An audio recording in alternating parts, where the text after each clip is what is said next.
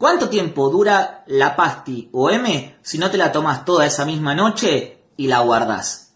Una información clave de cara a reducir, espaciar y no redosificar, que es que siempre van a haber sobras, ¿no? O un sobrante. Bueno, genial. La buena noticia es que si la preservás al refugio de la humedad y que no esté expuesta a la luz, como prácticamente cualquier sustancia sintética, se conserva muy bien durante años. Tenemos información de químicos, incluso de cuando esta sustancia era legal, que pueden llegar a pasar más de una década y estar bien, ¿sí? Con reactivos corroborado esto. Si usted tiene un acceso a reactivos, puede retestearla, independientemente de la cantidad de años que haya pasado, pero si ya sabe que es buena, puede mantenerla guardada en un espacio hermético, al refugio total de la humedad, en la medida de lo posible, y al refugio total de la luz, que pueda aguantar años y seguir manteniendo el efecto. No se vence, no se forman sustancias tóxicas, no le pasa nada extraño. ¿Cuáles son los riesgos de consumir M muy seguido, por ejemplo, todos los fines de semana? Bueno, en primer lugar, esto ya está extensamente trabajado en el canal. En segundo lugar, siempre aclaro que depende mucho de la vulnerabilidad de la persona, del producto que haya adquirido. Y vulnerabilidad de la persona me refiero a una cuestión genética, porque hay personas que realmente desarrollan secuelas graves con pocas exposiciones y otras tienen algo de mayor margen antes de desarrollar las secuelas. No obstante, esto no significa que alguien sea invulnerable a terminar teniendo problemas. Los problemas que con más frecuencia se ven son problemas de ánimo, memoria y sueño. Y realmente no hay palabras específicas en la nomenclatura psiquiátrica para dar cuenta de lo que empieza a marchar mal en los sujetos que se exponen con tanta frecuencia al M. Pero uno puede observar, y los mismos sujetos lo refieren, que algo deja de estar bien. No tiene del todo nombre, no tiene una localización del todo clara, pero algo deja de estar bien. En algunos se manifiesta como pánico, en otros como disociación, insisto, en otros problemas de memoria o problemas en las funciones ejecutivas. Pero las personas no terminan quedando igual. Y también tengo muchísimos mensajes de personas que desarrollaron alteraciones en la esfera sexual. ¿Qué tan real es que hay que bailar para que la pasti se active? Si tomo una y me voy a jugar a la PC, ¿qué pasaría? A ver, la pasti como tal, si tiene un compuesto psicoactivo, vos estés haciendo lo que estés haciendo, va a ejercer sus efectos igual, ¿sí?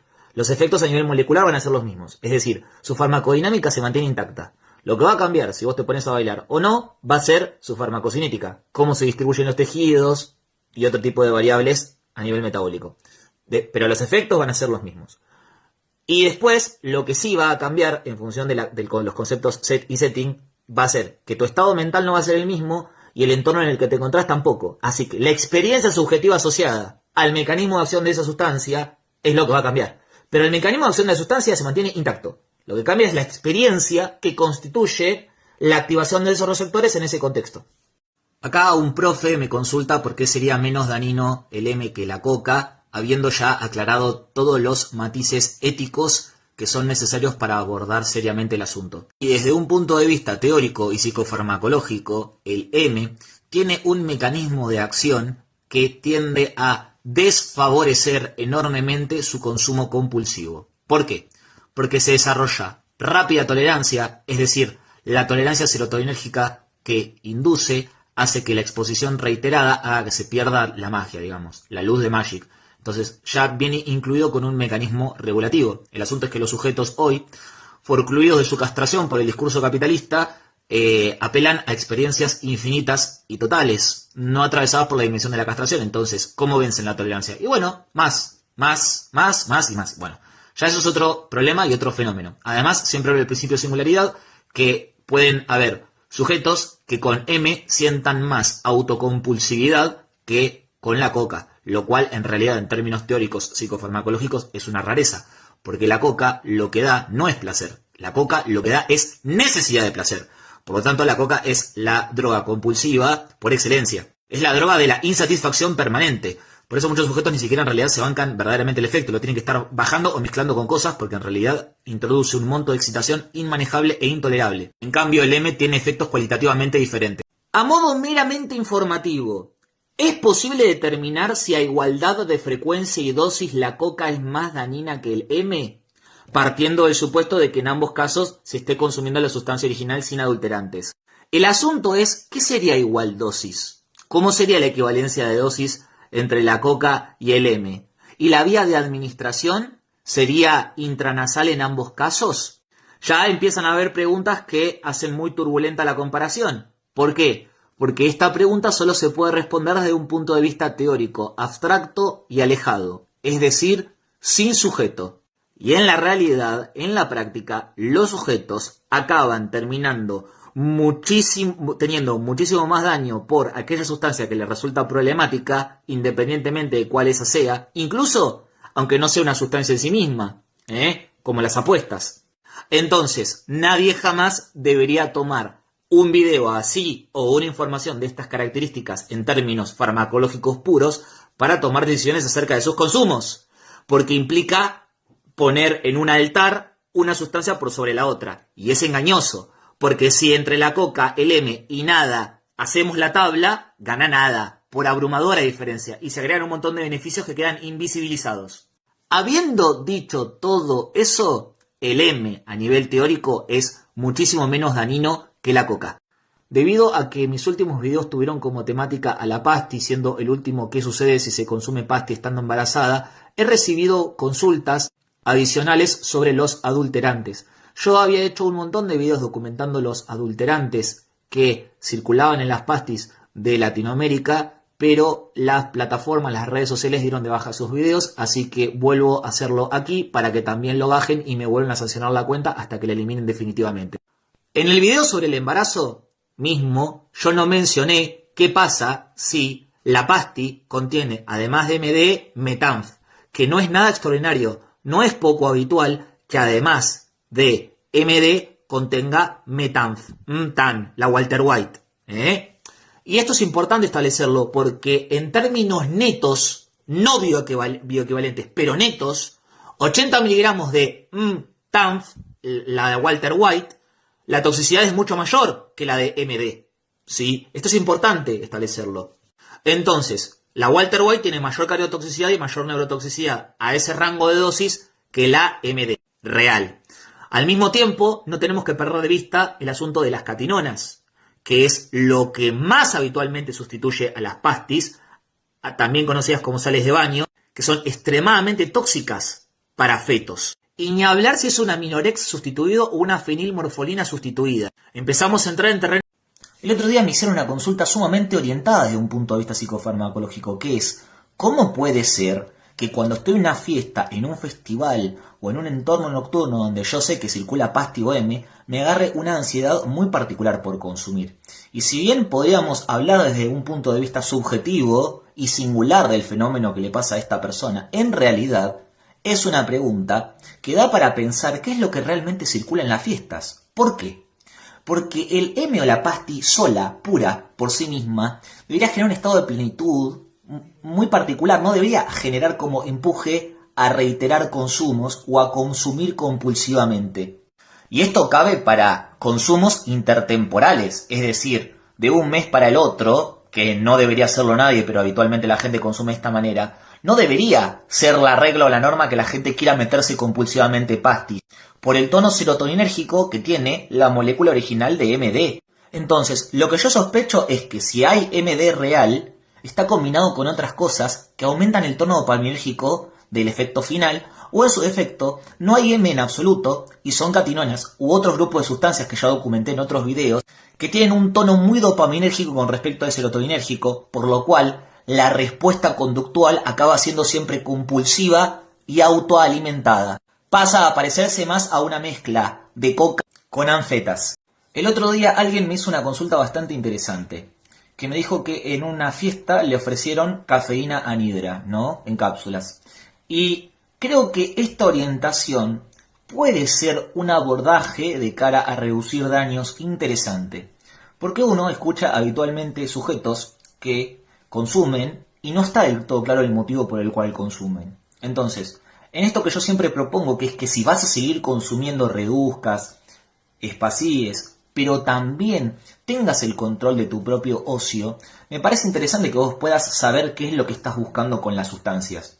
Que eso tenga un nombre, una ubicación más delimitada. Entonces, lo que muchas veces sucede es que la gente termina consumiendo pasti o M para mantenerse despierta.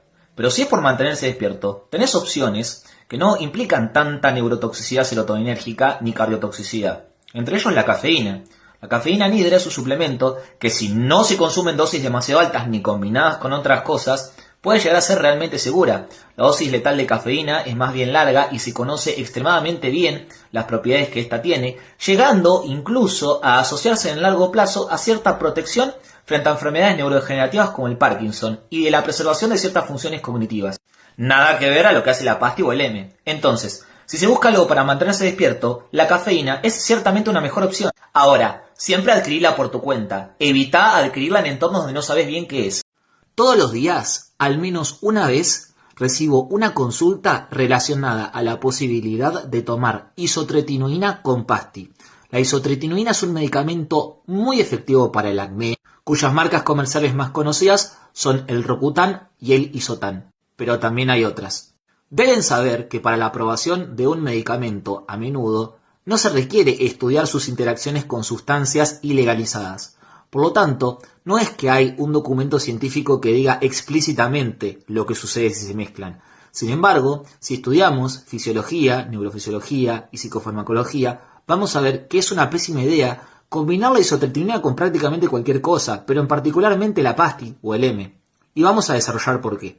En primer lugar, debemos saber que la isotretinoína atraviesa la barrera hematoencefálica y por lo tanto también modifica a la actividad en general del sistema nervioso. Así que, habiendo modificado ese entorno y además la isotretinoína misma asociándose como posibilidad a generar efectos secundarios psiquiátricos, no es un buen estado en el que se encuentra uno para exponerse a la pasti. En cualquier caso, lo ideal sería esperar a terminar el tratamiento con isotretinoína para después, si la persona aún así lo quiere, siendo una adulta autónoma, responsable, independiente e imputable, tomar lo que la persona quiere. Entonces, los riesgos van desde mayor hepatotoxicidad, mayor cardiotoxicidad, mayor riesgo de efectos secundarios o secuelas a nivel psiquiátrico y probablemente muerte súbita, ¿no? A ver, que salga bien esa exposición, es decir, que una persona esté tomando las dos cosas al mismo tiempo y salga bien, que salga bien es que siga viva. Y eso siendo generosos. Después, puede ser que no se manifieste ningún efecto secundario visible, pero por dentro lo que está pasando no va a estar bueno. Y a veces también recibo consultas de combinaciones con medicamentos puntuales. Por ejemplo, antibióticos. Ahora, los antibióticos te pueden dar náuseas también y malestar gastrointestinal. En ese contexto, consumir pasti o tampoco es buena idea. Y además, si hay una infección, si estás tomando antibióticos, puede haber una infección. Y si hay una infección, tampoco es buena idea exponerse a pasti. Una persona me escribió y me consultó por qué siempre que toma pasti o M desarrolla náuseas profundas. Y esto puede tener que ver con la expresión de cierto tipo de receptores de serotonina, ¿sí? Cierta susceptibilidad del sistema serotoninérgico a la acción del M, en particular en los receptores de serotonina 5-HT3, que están profundamente ligados a devolver. A mis estudiantes, cuando yo les explico lo de la serotonina, siempre les digo, tener más serotonina necesariamente no implica algo positivo, no es más bienestar. De hecho, puede implicar más esto junto a otros fenómenos. Porque el M, si bien no activa directamente el receptor, sí genera la liberación masiva de serotonina, activando múltiples receptores. El de serotonina 5-HT2B, responsable de la cardiotoxicidad del M, y el de serotonina 5-HT3, responsable de eso. Así que en definitiva, a él le sucede y a los demás no, porque él tiene una susceptibilidad especial, probablemente por ese receptor serotonérgico. Por supuesto que no hicimos un mapeo de su sistema serotonérgico, pero esa es la hipótesis más viable debido a lo que sabemos de psicofarmacología hoy. Así como hay sujetos que nunca tienen ese efecto, probablemente por una hipoexpresión de ese receptor, otros lo tienen más expresado y son mucho más sensibles. Y eso explica también que hayan sujetos que experimentan más efectos adversos con ciertas sustancias o incluso remedios o fármacos y otros no. ¿Cómo sería no redosificar si tengo una pastilla y prefiero no consumir todo junto? ¿Acaso ahí consumir de a un cuarto o de a un medio estaría mal? No estaría mal, el asunto es que el horizonte que tiene la idea de no redosificar es justamente que te expongas a cantidades cada vez menores.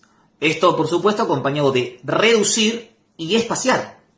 Reduciendo y espaciando, la idea que hay detrás Primero es recuperar la sensibilidad a pequeñas dosis. Pero en segundo lugar, recuperar la sensibilidad a tu propia serotonina. Recuperar la sensibilidad a poder atravesar ciertas experiencias de formas gratificantes sin estar atravesado por la sustancia, porque muchas veces hay volúmenes de sustancias que se consumen más por hábito, más por habituación, que por los efectos que ejercen en sí mismas. Entonces, de repente se vuelve algo menos automático consumir en ese contexto y por lo tanto se preserva mejor la salud. Además, no perdamos de vista que frente a la tolerancia a sustancias como la ANF o la PASTI o el M, cualquiera de esas tres, el cristal inclusive, cualquiera de ellas en general, tienen algunos mecanismos de neurotoxicidad comunes, en particular el M, la neurotoxicidad serotoninérgica, pero la tolerancia en todos los casos está fuertemente mediada, en todos los casos por su grado de neurotoxicidad. Entonces, si vos tenés que consumir una pasti entera, siendo que cuando la pasti tiene, habitualmente tiene una cantidad aberrante, digamos, si la pasti da positivo, es muy raro que venga con 40 miligramos de M. Normalmente tiene 180, 200, 240 hay. Es una carga altísima. Entonces, por eso también venía a colación esta perspectiva. En todo caso, otra cosa a la que apunto es que si vos tomaste un cuarto y no te hizo nada, es señal para no volver a consumir. Tenés que dejar pasar el tiempo que corresponde y volver a exponerte otro cuarto o no exponerte hasta que un cuarto vuelva a hacer efecto. Esa es la idea de fondo. Ahora, no juzgamos, no nos metemos con eso. Esto es reducción de años. Entonces, obviamente que si aún así vas a querer consumir una pasti entera, o lo que sea, entero, y querés preservarte, bueno, no es lo ideal, porque no es ese el horizonte que tendríamos que tener. Pero insisto, como no juzgamos, obviamente que lo ideal sería que te lo vayas metiendo de a poco, porque no sabes qué hay ahí. Ya tienen hecho el video sobre adulterantes en M, adulterantes en KET, adulterantes en todo. Hay hecho en el canal. Entonces, adulterantes de la pasti pueden llegar a ser sumamente nocivos, así que, por supuesto que, incluso si se presenta toxicidad, lo ideal va a ser que al menos esa toxicidad se presente menos expuesto a una dosis ridículamente baja. Así que sí, un cuarto y esperar al menos 90 minutos entre redosificación hasta alcanzar los efectos. Pero, insisto, ese no es el horizonte de cara a tener una vida más vivible. Muchas personas me han estado consultando por qué tras consumir pasti les aparecen ampollitas en alguna zona de la boca, pero particularmente en la lengua. Tiende a ser la consulta más frecuente. Esto puede deberse a múltiples motivos, ¿sí? En primer lugar, lo que no hay que perder de vista es el bruxismo y la sequedad de boca. Dos ingredientes que pueden resultar altamente lesivos para la lengua o cualquier parte de la boca en general. Además, uno durante el viaje no se da cuenta en qué posición tiene la lengua, pero si se viera, los músculos de la cara, incluso el control de la lengua, no es el mismo que cuando uno no está bajo los efectos de la sustancia. Entonces, uno no se está dando cuenta y capaz que se la está rozando o mordiendo en el bruxismo, en la tensión mandibular, en la tensión muscular o incluso al hablar se producen movimientos que no deberían estarse produciendo al momento de mover la boca y que son sutiles y que lastiman. Habiendo dicho eso, después tenemos el tema químico, irritante.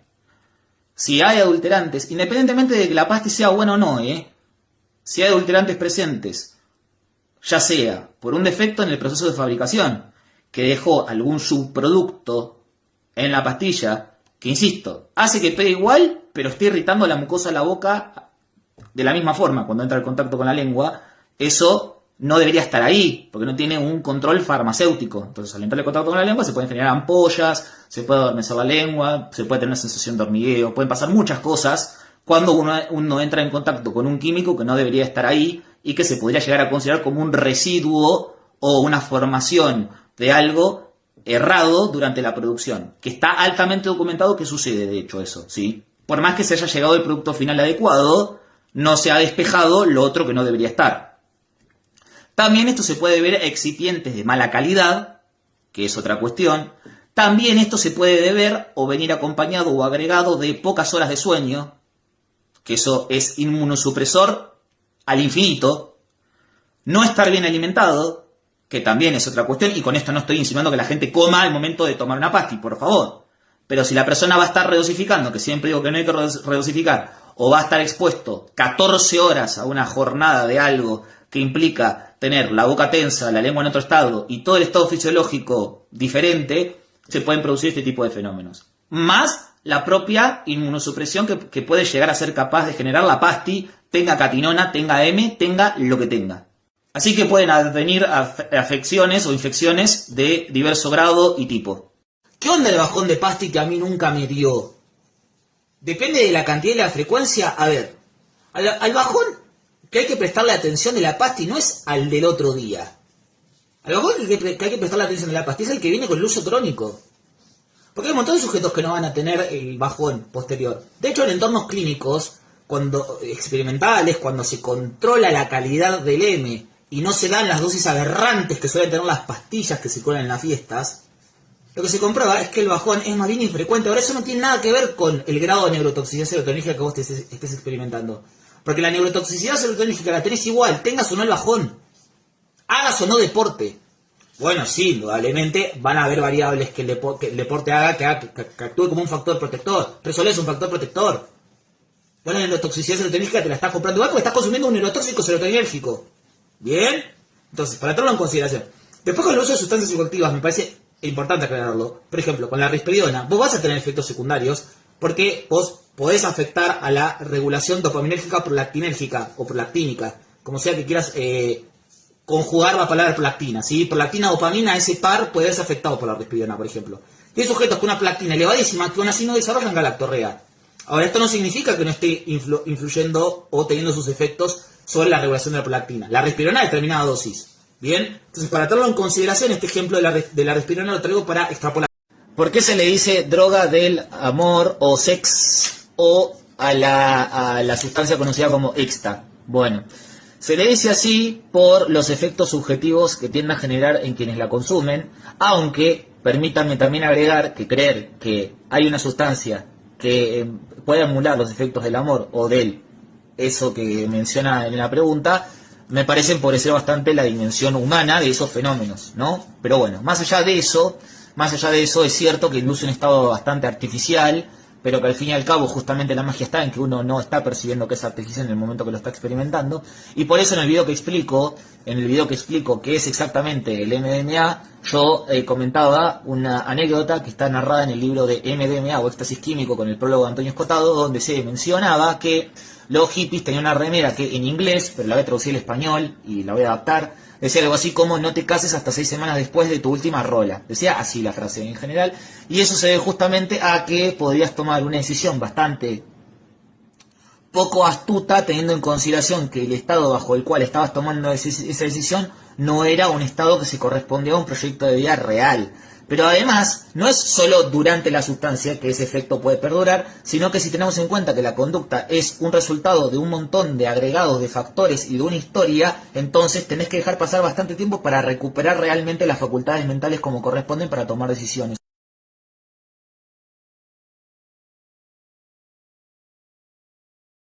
Tengo 13 años de usar M crónicamente. Quiero decir, cada fin de semana seguido con algunas pausas de quizá 1 o 2 meses.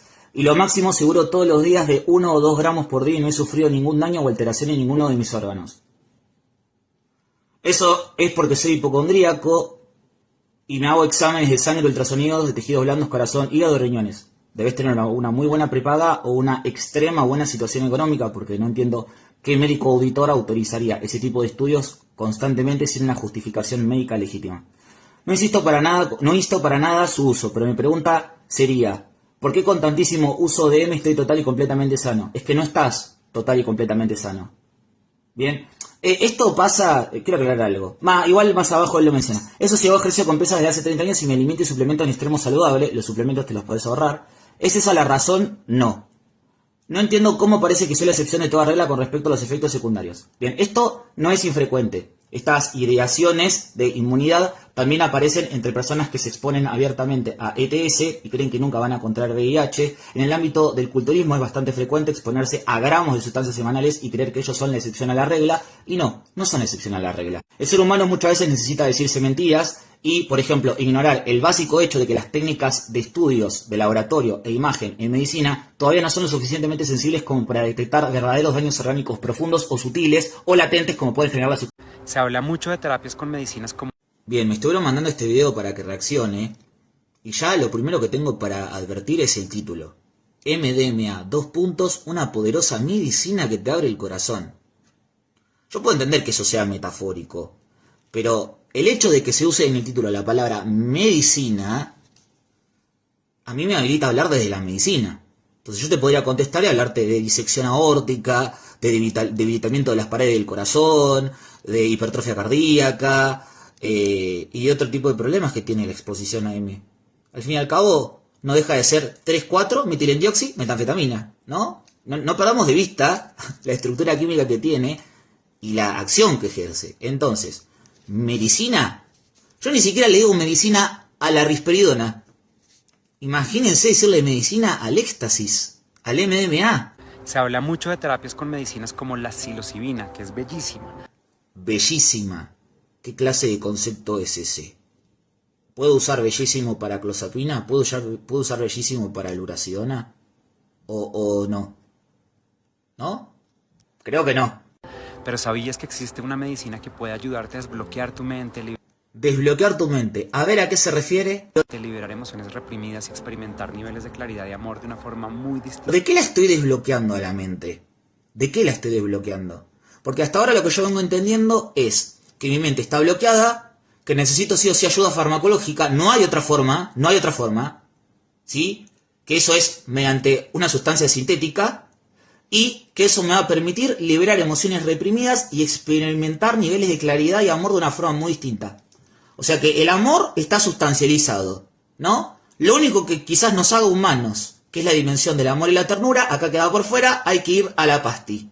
La verdad, Pfizer o la famosa Big Pharma estarían orgullosos de vos. Y después, emociones reprimidas y experimentar niveles de claridad. A ver, los niveles de claridad uno los experimenta a partir de que tiene mecanismos defensivos y de que no está todo en la conciencia.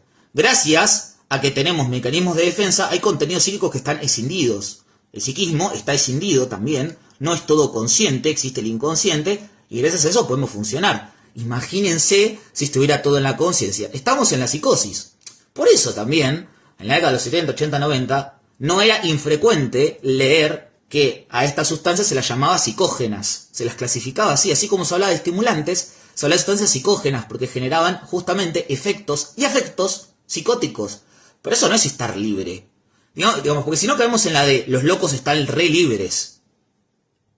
Liberados de toda atadura. Y bueno, ahí viene la expresión también loco de atar, ¿no? Hay que atarlo a algo, porque ese hombre va a terminar con su propia vida en cualquier momento o con la de otro. Y con esto no quiere decir que la locura sea en sí mismo peligrosa o que el psicótico, porque también se puede entender eso, ¿no? Pero digo, una locura totalmente desencadenada. Hay muchas cosas que nosotros no notamos gracias a aquello que tanto objetamos y criticamos. Porque realmente en muchas psicosis muy muy graves, los psicofármacos han permitido que se les dé otro tratamiento a estas personas, ¿no? Entonces también me parece necesario aclararlo. Porque si todos estuviéramos en un estado de éxtasis permanente, no habría sociedad. Liberar emociones reprimidas y experimentar niveles de claridad y amor de una forma muy distinta pero tremendamente poderosa. De una forma muy distinta al amor y tremendamente poderosa. Claro, poderosa. Eso está como si estuviera empoderado, como si tuviera algo noble. No es poderoso, está intensificado por una hipersensorialización de la hiperactivación de diferentes estructuras de tu sistema nervioso. Pero eso no es poderoso. Ahora yo estoy tomando alcohol, estoy haciendo poderoso a mi hígado. No lo estoy haciendo poderoso.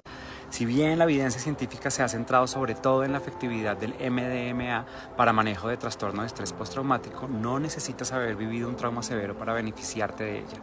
Acá te cuento sobre esta maravillosa medicina. Así que, si bien está siendo estudiada para estrés postraumático porque es en lo único que realmente podría estar justificado su uso, resulta que te podrías beneficiar de tomarla aunque no tuvieras esa condición. Lo mismo que hizo Pfizer. Y lo mismo que hicieron otras tantas farmacéuticas y por lo que tuvieron que pagar tantas multas. ¡Claro! Siempre ellas fantasearon con la idea de poderle dar medicinas a personas que lo no necesitaban. Estamos en lo mismo. No sé a ver, ¿estoy siendo claro? Estamos en la misma, es la misma, es el mismo razonamiento. La medicina chamánica New Age es la industria farmacéutica 3.0. Acá te cuento sobre esta maravillosa medicina. El MDMA es una sustancia psicodélica conocida por su capacidad de inducir empatía, apertura emocional y reducción del miedo. El MDMA es una sustancia conocida por su capacidad de inducir empatía, apertura emocional. Eso no lo hace la sustancia. Eso es la sustancia dentro de un sujeto. Un sujeto que ya puede experimentar empatía y apertura emocional. Porque si no, estamos sustancializando todo fenómeno humano. Lo loco es que a veces yo, por ser monista o hablar del sistema nervioso, se piensa en que esto es reduccionista. Pero fíjese que no. Porque yo no soy reduccionista. Todo el tiempo destaco la singularidad y especificidad de las experiencias humanas. Lo que algunos llamarán espíritu. Yo lo reivindico. Lo reivindico desde el lado científico, pero lo reivindico al fin. Y acá estamos siempre pensando en sustancias, nunca en sujetos. Sustancias, sustancias, sustancias, sustancias. Todo está hipersustancializado. Vos le das MDMA a un montón de sujetos y en lugar de generarles empatía y apertura emocional, les generás cerradura emocional, o incluso hay sujetos que desarrollan fobias o problemas, porque hay contenidos que están en el inconsciente, que por algo están en el inconsciente, por algo existe el inconsciente, cumple un propósito. Se habla mucho de terapias con medicinas como la psilocibina, que es bellísima, pero ¿sabías que existe una medicina que puede ayudarte a desbloquear tu mente, liberar emociones reprimidas y experimentar niveles de claridad y amor de una forma muy distinta pero tremendamente poderosa? Si bien la evidencia científica se ha centrado sobre todo en la efectividad del MDMA para manejo de trastorno de estrés postraumático, no necesitas haber vivido un trauma severo para beneficiarte de ella. Acá te cuento sobre esta maravillosa medicina. El MDMA es una sustancia psicodélica conocida por su capacidad de inducir empatía, apertura emocional y reducción del miedo, lo que facilita la exploración terapéutica de emociones profundas, recuerdos dolorosos o aspectos que nos cuesta ver por resistencia emocional inconsciente. Resistencia emocional inconsciente. Claro, por eso es importante mantenerlo inconsciente y en todo caso en una terapia revisarlo, pero no con M. Se habla mucho de terapias con medicinas como la psilocibina, que es bellísima, pero ¿sabías que existe una medicina que puede ayudarte a desbloquear tu mente, liberar emociones reprimidas y experimentar niveles de claridad y amor de una forma muy distinta pero tremendamente poderosa? Si bien la evidencia científica se ha centrado sobre todo en la efectividad del MDMA para manejo de trastorno de estrés postraumático, no necesitas haber vivido un trauma severo para beneficiarte de ella. Acá te cuento sobre esta maravillosa medicina. El MDMA es una sustancia psicodélica conocida por su capacidad de inducir empatía, apertura emocional y reducción del miedo, lo que facilita la exploración terapéutica de emociones profundas, recuerdos dolorosos o aspectos que nos cuesta ver por resistencia emocional inconsciente.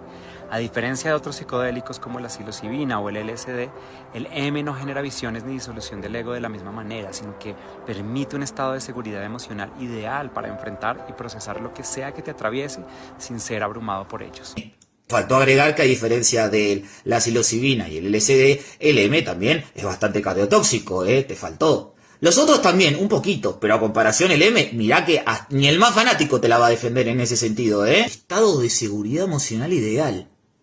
Puertas Pentágono, puertas MDMA, más duras que la realidad. Cuando tomas MDMA en un contexto terapéutico, algo increíble sucede en tu cerebro y en tu conciencia. Hay una expansión de la percepción emocional. Le agregamos imágenes del sistema nervioso para tratar de darle fundamento científico.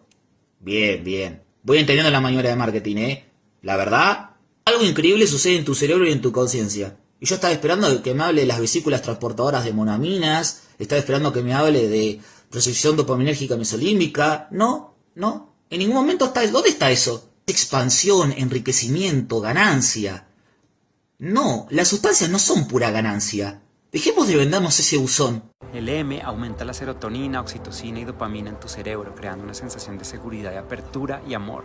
Pero no es solo sentirse bien, sino es entrar en un estado donde puedes ver tu vida con una claridad que normalmente no tienes. No aumenta la serotonina, dopamina y oxitocina en su cerebro. No lo aumenta. Vos ya lo tenés. Lo que estás haciendo es forzarlo a que salga, rompiendo todos los mecanismos homeostáticos de síntesis y almacenamiento que permiten tener un adecuado reservorio de neurotransmisores. Eso es lo que estás haciendo. Usar los ahorros, usar las reservas. Pero eso no es aumentar. ¿O acaso cuando alguien se gasta sus ahorros es más rico? Sensación de seguridad, de apertura y amor. Pero no es solo sentirse bien, sino es entrar en un estado donde puedes ver tu vida con una claridad que normalmente no tienes. Ayuda a la disolución del miedo y el autojuicio. El M reduce la actividad de la amígdala. Seguridad, apertura y amor. Seguridad, apertura y amor. Esto tanto que disminuye el miedo, le preocupa un montón que disminuya el miedo. ¿Por qué querés que le disminuya tanto a las personas el miedo? El miedo es una... A ver, el miedo es un afecto emocional necesario para la adaptación y para la supervivencia también, ¿sí? Vos necesitas experimentar miedo para no hacer determinadas cosas, justamente. Hay un grado de miedo que es patológico y por eso hay patologías que se han denominado bajo la esfera ansiosa, pero el M de ninguna manera es un tratamiento de primera línea para la ansiedad. Incluso la puede agudizar. O sea, ¿de qué estamos hablando? Acá no hay comprensión ni siquiera de la fisiopatología de la ansiedad. Entonces, lo que yo ya estoy imaginando acá es que, claro, expuesto a sustancias que van a disminuir tu respuesta ansiosa y tu miedo de forma aguda, porque eso no es a largo plazo. No es a largo plazo. Entonces, de forma aguda tenés menos miedo, entonces estás más abierto. ¿Más abierto a qué? ¿Por qué querés que la otra persona esté tan abierta? Tan abierta, tan abierta. ¿Qué le querés hacer? Quiero que las personas estén abiertas. Por eso digo que no se expongan, no tomen estas sustancias en entornos públicos, que tengan cuidado, que se protejan. Los mecanismos de defensa nos protegen también. Que normalmente no tienes. Ayuda a la disolución del miedo y el autojuicio. El M reduce la actividad de la amígdala, que es la parte del cerebro que nos mantiene en alerta, permitiendo que puedas explorar tus pensamientos y emociones sin la carga del miedo y el autojuicio. La amígdala no es la parte del cerebro que nos mantiene alerta. Eso conceptualmente está mal planteado. Eliminar el autojuicio. ¿Qué significará eso, no? Autojuicio.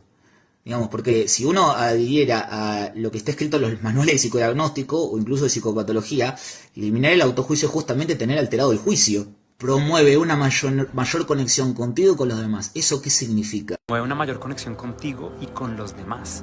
Esto se debe al aumento de oxitocina y dopamina que permite un estado de profunda conexión con tu esencia, con tu propósito y con las personas que amas. Dopamina y oxitocina te permite estar más conectado con tu propósito. Por favor. Pues cuando digo que una sobredosis de paracetamol puede inducir alucinaciones por una encefalopatía hepática, me piden evidencia. Por eso esta terapia no solo te transforma a ti, sino también la forma en que te relacionas con el mundo.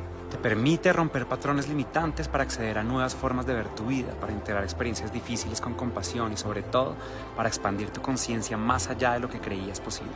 ¿Alguna vez has sentido que hay algo dentro de ti que no puedes desbloquear? Un límite que no entiendes pero que sabes que está ahí.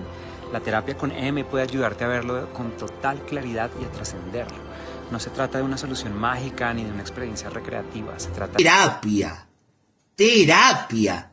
A Pfizer se le hizo agua a la boca, escúchame. ¿Terapia una pastilla? ¿Eso es terapia? No. ¿Te permite romper patrones limitantes? Ok. Eso muchos sujetos pueden experimentarlo. Y eso, en una exposición aguda de M, no está necesariamente mal. Hay gente incluso que con queta experimenta esto. El tema es que no es una medicina. Es un beneficio obtenido secundariamente en un entorno recreativo, un beneficio que se podría clasificar como terapéutico. Pero es terapéutico en la medida de que terminó ahí y no se sigue repitiendo, Ese recorte que estamos haciendo no hace que sea recomendable ni aconsejable para todo el mundo, ni mucho menos promoverlo como lo estamos promoviendo. A ver, yo intento dar mensajes lo más centrados posibles y soy censurado. Y esto que es clara incitación al consumo, a la venta, todo del M, no tiene censura alguna. Esto es apología pura y dura. Se trata de una herramienta seria con estudios científicos detrás, que cuando se usa con intención correcta y en un contexto de acompañamiento terapéutico, puede llevarte... Los del MAP, si ven este video, se me está agarrando la cabeza. También el autoconocimiento es una mentira. Uno nunca se puede conocer a sí mismo en un auto, en un mecanismo auto. ¿Cómo se conoce uno mismo desde uno mismo? Eso no existe. Profundo. Si estás en un camino de autoconocimiento, si sientes que hay algo dentro de ti esperando por ser descubierto, la terapia con M puede ser la llave que estabas buscando. Existe. Y apareció la llave finalmente. Mirá, llave. Ajá. Con M puede ser la llave que estabas buscando. Así que si quieres conocer más, visita el link de mi perfil o envíame un mensaje y te cuento cómo puedo ayudarte. Ahí está. Vos vendés. Ahí está. Vos querés cobrar. Ahora entendí todo.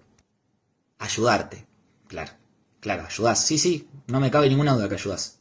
Es consumir sustancias recreativas para recrearse está en todo el derecho, tiene todo el derecho de hacerlo. ¿Y saben qué sensación tengo? Que esta clase de videos o esta cuestión de mezclar lo terapéutico y lo recreativo y venderlo y tratar de... El M no es neurotóxico. Hace años que el estudio que demostraba su neurotoxicidad fue retirado por los autores porque se equivocaron de fármaco. Administraron metanf a los monos. Si bien esto no la hace segura, es tan peligrosa como cualquier otro medicamento. En otras palabras, dosis e individuales del consumidor. No. No es igual de peligrosa que cualquier medicamento. De hecho, es posible consumir metaf para déficit atencional a la dosis de déficit atencional pautado por un médico a largo plazo, porque eso sí es un medicamento con toma diaria, con toma diaria. Que nadie por escuchar esto vaya a pensar que la metanf es segura. Para nada, no lo es. Pero eso sí se puede usar como medicamento diariamente. El M no se puede usar diariamente. Y además, hasta el más fanático del M sabe perfectamente que no podría consumirlo diariamente. Porque la neurotoxicidad serotonérgica que genera el M no lo genera ni siquiera la metanf. Y el estudio al que te referís, si te referís al publicado en la revista Science en 2002, aunque algunas fuentes lo ponen en 2005, es algo que está mencionado en el libro de MDMA o éxtasis químico de 2005. Yo estoy al tanto de esas cuestiones. Así que no es igual de peligroso que cualquier otro medicamento y tenés, si te quedan dudas, una lista de destacadas en mi perfil documentando todos los efectos neurotóxicos que tiene el M. Son más de 8 partes y cualquier duda que te quede me la haces. No soy tu papi. Hay efectos positivos y espirituales, resultados de sanación que la ciencia y los parlanchines de la ciencia no pueden explicar porque no lo han vivido. Tal cual, estamos hablando de litio, ¿no? Ah, no, cierto que es del video donde reflexiono sobre el tema del M terapéutico, ¿no? En ciertos contextos y indicaciones poco claras. No, claro. El tema acá es el siguiente, que es que la ciencia, pues dijiste parlanchines de la ciencia, sí lo pueden explicar y no es a nivel espiritual, El agonismo de los receptores serotonérgicos 5-HT2A y otro tipo de cuestiones que inducen la exposición a agentes psicodélicos está bastante documentado por qué puede llegar a ser beneficioso. No es que hay una cuestión espiritual que se nos esté escapando a la vista, sencillamente es aumento de entropía cerebral, alteración de la conectividad funcional entre la amígdala y otras áreas del sistema nervioso y otro tipo de cuestiones que cada vez se van documentando más. Así que saberlo, lo sabemos. El asunto es, bueno, ¿eso sirve para todo el mundo? ¿En qué dosis? ¿Por qué? ¿Para qué? Y decir que hay cosas espirituales y de sanación que los parlanchines y otro que en esencia no opina igual que vos, no entiende, es algo poco dado al supuesto efecto sobre la empatía, la conectividad y la sociabilidad que tendría exponerse a este tipo de agentes. Tanto que promueven la empatía, este tipo de sustancias, y nos cuesta tanto escuchar a un otro. ¿Será que no son tan sanadoras del espíritu como creemos? ¿O qué estará pasando? La pasti que conocés de las fiestitas tiene potencial terapéutico. Y en Argentina ya hay profesionales que lo están implementando en su práctica clínica. Dando un montón este video de la revista Mate, donde se menciona que la pasti que circula en las fiestas tendría potencial terapéutico. Bueno, la que circula en las fiestas no tiene potencial terapéutico. Eso en primer lugar, ¿sí? Porque es poco probable que sea M. Pero aunque fuera M, tampoco podemos tener garantizado que tenga potencial terapéutico, porque va a depender de la persona que lo consuma, la combinación que haga, que siempre digo que no hay que hacerlas, y otro sinfín de variables que se deben tener en consideración. Es cierto que la prohibición del éxtasis no obedeció a motivos médicos. El éxtasis no se prohibió por motivos de salud, sino el alcohol debería estar prohibido también, y muchos alimentos hiperpalatables también, ¿sí? Pero eso no significa que el M sea seguro. El M no es una sustancia segura, aunque sea pura, o sea, aunque sea real, M no es segura. Una saga de videos en el canal documentado en la neurotoxicidad del M. Es cierto que tenga algo de neurotoxicidad no hace necesariamente que sea malo, ¿sí? El tema es que no puedes reiterar las exposiciones y tenés una ventana terapéutica muy chiquita para usarlo, si es que lo usás, y va a depender para qué también. Entonces es muy importante también ver el marco teórico del cual se está trabajando en el momento de aplicarlo. Tanto el psicólogo como la psiquiatra mencionan que siguen las enseñanzas de un psiquiatra chileno que es Claudio Naranjo, un referente de la psicología transpersonal o psicoespiritualidad. No niego la importancia de la espiritualidad, pero fíjense que no trabajan propiamente dicho desde la psicología. Si bien Claudio Naranjo era un médico psiquiatra, pero insisto, eso no es un trabajo. Fíjense que en el nombre está psicoespiritualidad, o sea, espiritualidad, ¿sí? De lo que proponen el psiquiatra y la psicóloga, el foco no es la sustancia. En ningún abordaje el foco igual es la sustancia. De un recurso dentro del marco de un proceso terapéutico, lo que aplica a cualquier psicofármaco. Acá hay una cuestión que también es algo que me chirría un montón. En las sesiones también aplican técnicas de meditación, respiración, dinámicas grupales y M, abordajes corporales y el enneagrama de la personalidad. ¿Por qué no un Rorschach? Un conjunto de técnicas proyectivas, una evaluación psicodiagnóstica, un enneagrama. Justamente uno de los problemas que hubieron para poder aprobar el M fueron las agresiones sexuales que terminaron ejerciendo varios de quienes proveían o acompañaban a la persona en el momento de estar tan vulnerable. Fíjense que ya de por sí uno, estando lúcido, está vulnerable frente al profesional que consulta. Imagínense tomando un agonista serotoninérgico como el M, o una psilocibina, o una ayahuasca misma. Es un montón. Entonces, en estos entornos nunca es raro que terminen habiendo dinámicas particulares, acercamientos individuos entre profesional y paciente, entre los mismos pacientes, y las dinámicas son grupales. Entonces, son cuestiones que no corresponden, si entendés de psicofarmacología tampoco, que ya está implícito que si entendés de psicología sabés que eso no va. Fíjense que a pesar de que se menciona específicamente la potencialidad terapéutica del M para el trastorno de estrés postraumático, en ningún caso acá se habla de estrés postraumático o un diagnóstico de estrés postraumático. Por ejemplo, acá hablan de un caso donde se consideró empezar a emplear esta sustancia con el paciente porque le estaba costando habitar el presente. En ese momento surgió la posibilidad de hacer terapia grupal de autoconocimiento. Terapia grupal de autoconocimiento. En un grupo el autoconocimiento. En una parte del artículo dice, si bien es una droga sintética, paradójicamente su mecanismo de acción neurobiológico podría ser considerado más natural que el de otros psicodélicos serotoninérgicos.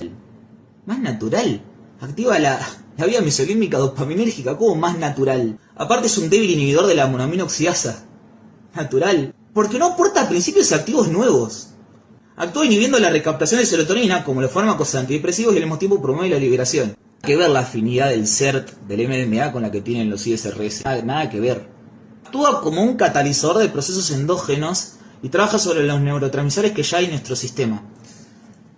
Bueno, acá tenemos un montón de cuestiones ideológicas que no son psicofarmacología.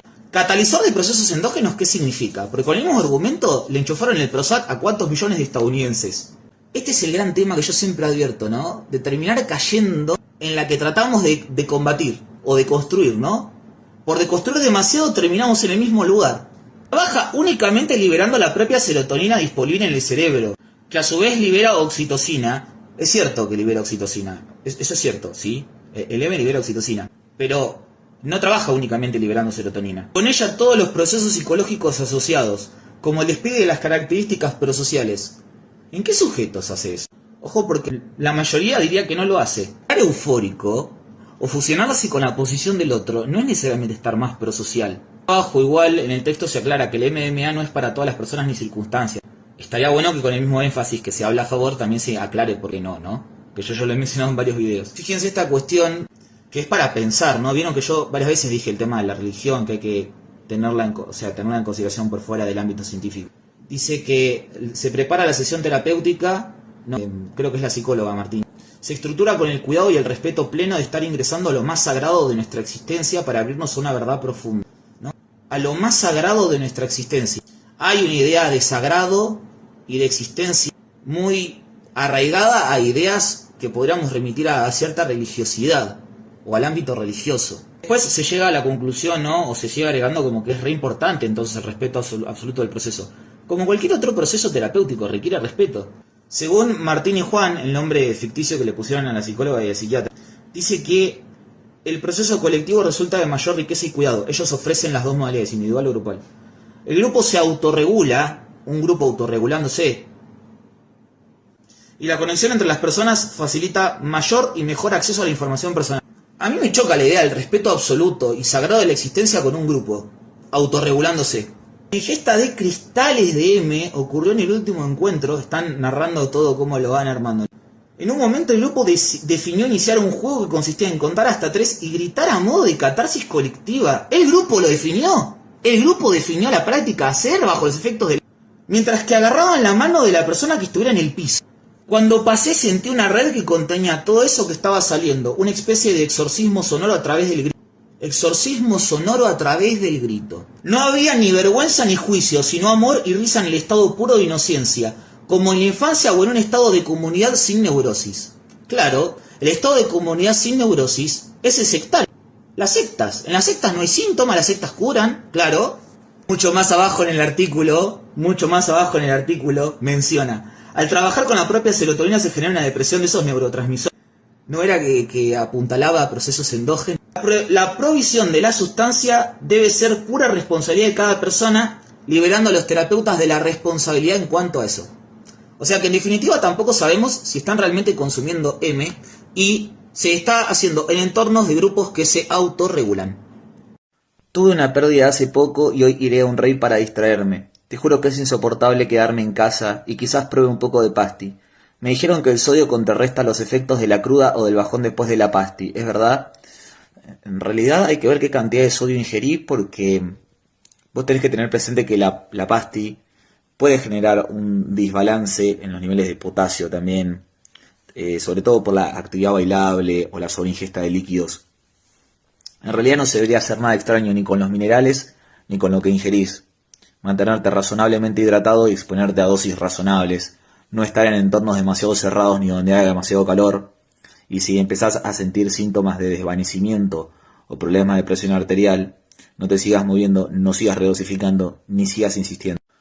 Como siempre, acá no juzgamos, pero sí tenés que tener presente que si no estás atravesando un buen momento, no suele ser buena idea exponerse a sustancias psicoactivas, menos a aquellas capaces de inducir viajes. Y esto te lo va a manifestar cualquier persona que tenga experiencia con sustancias psicoactivas también. Cuanto menor sea la dosis que consumas de pasti, menos probabilidades tenés de desarrollar un bajón o alguna complicación derivada de la neurotoxicidad serotoninérgica. Por eso siempre digo que no hay que redosificar. Y no combines con otras sustancias tampoco. Y también esta persona me pregunta si el alcohol sirve para aminorar esa resaca. De ninguna manera. Del alcohol mantenete lo más lejos posible. Tener presente que el alcohol es un neurotóxico también. Y enturbece un montón toda la experiencia asociada a lo que estás buscando con la pasti. Cuídate y Psico Barrado te desea que todo mejore. Cuando tomo M y salgo de bailar, cosa que hago cada 3 o 6 meses mazo, me dejo de comer las uñas por más de un mes. Luego, de a poco, recaigo. Cuando es una costumbre que no me podía sacar con nada. En realidad, más que costumbre, es una conducta que habría que evaluar, para tratarla debidamente. Pero bien, continuamos. ¿Alguna explicación científica? ¿Se la puede considerar para tratar la ansiedad? El asunto es que vos mismo estás comprobando por qué tiene debilidades como psicofármaco el M. Es decir, por supuesto que ya no pasa la barrera de legalidad, pero más allá de la legalidad, que son todas cosas artificiales, ¿sí? O sea, que sea legal, está ilegalizada por la labor humana, ¿sí? Pero vos fíjate que, efectivamente, los efectos sobre este tipo de cuadros no es persistente. Yo he leído infinidad de experiencias y no me cabe duda de la veracidad de muchas, de personas que, por ejemplo, tenían algún tipo de problema sensorial o algo que durante el viaje de M se resolvió o volvió a la normalidad durante un tiempo, pero después de nuevo vuelve. Personas que tenían zumbidos en los oídos, diversidad de problemas periféricos que ni te imaginas, que por un tiempo mejora y después vuelve, ¿no? Evidentemente los efectos del M no persisten a ese nivel. Y también he visto casos de personas que no tenían nada y les queda un zumbidito o algo, y con un mes, 3 semanas, y después con el tiempo se va. No es infrecuente. Evidentemente, tocar de forma tan masiva y no selectiva el sistema serotoninérgico no es gratuito. ¿Está? Así que, en realidad, deberíamos intentar buscar opciones de tratamiento más, primero, las no invasivas, pero si no, otras, que hay muchas, y que los psicofármacos empleados sean selectivos, porque el M no es selectivo. Como el M no puede consumirse de forma recurrente sin rápidamente advertir un aumento de la tolerancia y una disminución de los efectos subjetivos buscados, además con toda la toxicidad que eso conlleva, se genera una oportunidad, un entorno bastante particular donde el consumo de algunos suplementos puede llegar a tener algo de sentido. A ver, no existen posibilidades de reducción con la coca o con otros tipos de consumos más compulsivos realmente. Ahora, quiero aclarar una serie de cuestiones antes de seguir profundizando en este punto. En primer lugar, yo dije que en realidad no hay suplementos que cambien de forma drástica los efectos tóxicos del M a nivel cerebral o a nivel cardiovascular. En realidad, ¿no? Porque tenemos que tener en consideración que, y esto ya está estudiado con el asunto del culturismo y el uso de hormonas ahí, que vos podés disminuir ciertos parámetros y por lo tanto hacerte pasar como que estás más sano. Y no niego que haya ciertos suplementos que haya que sí usar en ese contexto, por supuesto, en ese contexto. Pero sí, si a vos te da un resultado de sangre, entre comillas, más positivo porque estás consumiendo algo que activamente reduce el valor de algo, vos no tenés la certeza de que estás realmente mejorando tu salud o solo estás reduciendo el valor de ese algo que es un marcador de daño. ¿Pero estás reduciendo el marcador de daño o estás reduciendo el daño? Habiendo dicho esto, sí me parece importante compartirles que el monohidrato de creatina, tomado todos los días, el omega 3 de origen de aceite de pescado, con una concentración de DHA y EPA acorde a los estándares internacionales o lo que su médico les recomiende consumir. Algo de NAC o N-acetilcisteína, sobre todo en bloques, consulten a su médico pre y post exposición. Y 1 gramo de vitamina C, aunque todo esto con precaución, siempre consultando a un médico. Y además deben saber que la vitamina C, excelente antioxidante, tiene algo de riesgo de formación de cálculos. Así que no es algo que se puede consumir de forma crónica.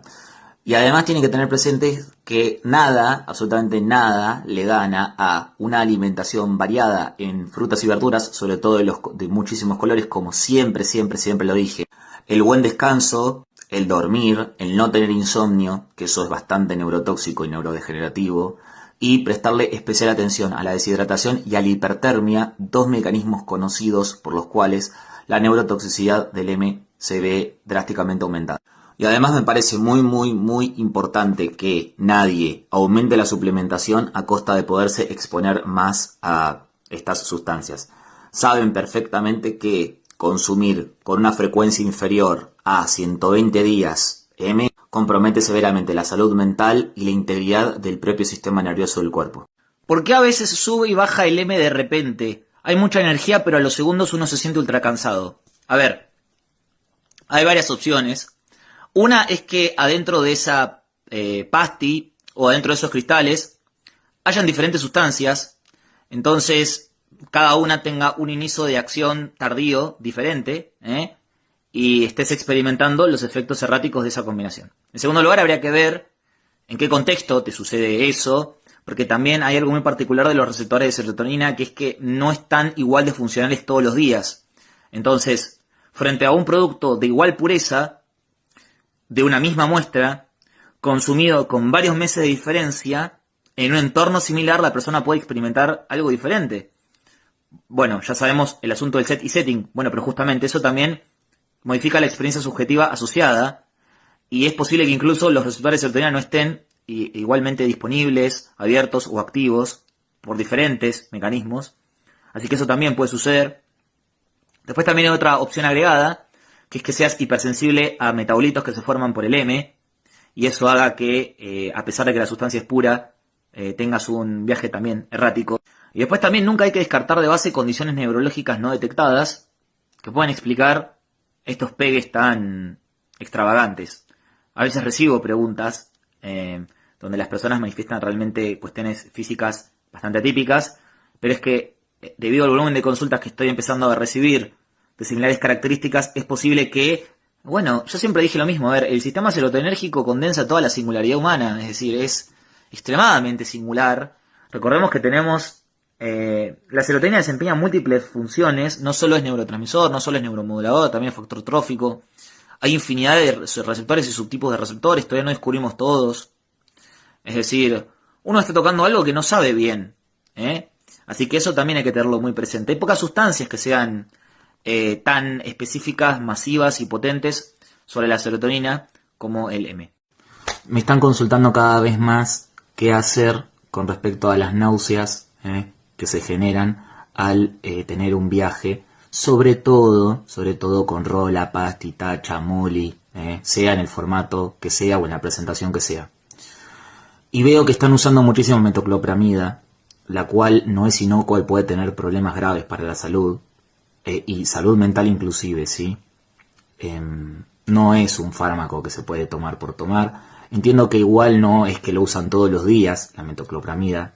Sin embargo, como parte de una estrategia de reducción de daños, y por favor no tomen estos fármacos para aumentar la dosis que aguantan de la sustancia psicoactiva, porque eso es muchísimo peor. Pero sepan que el jengibre, vieron que yo siempre les dije que la clave estaba en la verdulería, ¿no? Bueno, sepan que el jengibre es excelente para manejar náuseas, ¿está bien? Incluso actualmente viene en formato de suplemento. Entonces, vieron que ya hablamos del pomelo, ahora les hablo del jengibre, ¿sí? El jengibre es un excelente antiemético con un montón de propiedades realmente positivas para la salud encima, que puede ayudar a controlar las náuseas. No solo de quienes toman este tipo de sustancias psicoactivas con fines recreativos, también en el contexto de ciertos tratamientos, por ejemplo con semaglutida, o personas que están con tratamientos médicos, incluso los adultos mayores, que empiezan a presentar náuseas por polimedicación, o también por el deterioro que presenta el sistema gastrointestinal después de cierta edad. El jengibre puede realmente ser de mucha ayuda, ¿sí? Se puede consumir de múltiples maneras, se puede cortar la raíz y hervir, o también se consigue, como bien mencioné hace un rato, en suplemento. Revisen bien la calidad y la concentración, porque a cualquier concentración no es activo el jengibre. Por otro lado, con la metoclopramida tenemos un par de inconvenientes que les quería mencionar, ¿sí? La metoclopramida puede tener efectos secundarios a nivel del movimiento, de la capacidad de moverse, ¿sí? Además puede provocar síndrome neuroléptico maligno, que si bien es raro es potencialmente grave. Interactúa también en alguna medida con receptores serotoninérgicos y además puede alterar la experiencia del viaje de forma indirecta. Algo que se ve mucho en psiquiatría con antipsicóticos son los síntomas extrapiramidales, ¿sí? Que son justamente o implican dificultad de movimiento, temblor, bueno, diferentes síntomas. La metoclopramida, sin ser un antipsicótico, como bloquea ciertos receptores dopaminérgicos, también puede tener ese tipo de inconvenientes. Y además, también, en menor medida, bloquea receptores serotoninérgicos. Y vos estás tomando una sustancia para aumentar masivamente la acción serotoninérgica, ¿sí? Y ante cualquiera que tenga dudas respecto de cómo es el mecanismo por el cual el M puede inducir náuseas, ya tienen también video en el canal trabajando sobre ello. Espero que todos se encuentren bien y, como siempre mencioné, reduzcan, espacien, no combinen y no redosifiquen. Hola, me gustaría hacerte una pregunta. Con el consumo de M me salen hemorroides como puños. ¿Es posible? ¿A qué es debido? Me ocurre ya en la misma noche que lo consumo y se me inflaman. ¿Por qué? A ver, esto claramente que no está explicado por papers, pero vos tenés que tener presente que hay un montón de sustancias anorexígenas, que tienen una estructura común con el M, o que son fenitilaminas sustituidas. Incluso algunas no son fenitilaminas sustituidas, pero actúan en un sentido similar, ¿ok? Ya sea generando transporte reverso sobre el CERT, como el M, las catinonas, y otros grupos de sustancias, ¿sí? Incluso algunas anfetas que se usaban para bajar de peso, la fentermina, los anorexígenos antiguos.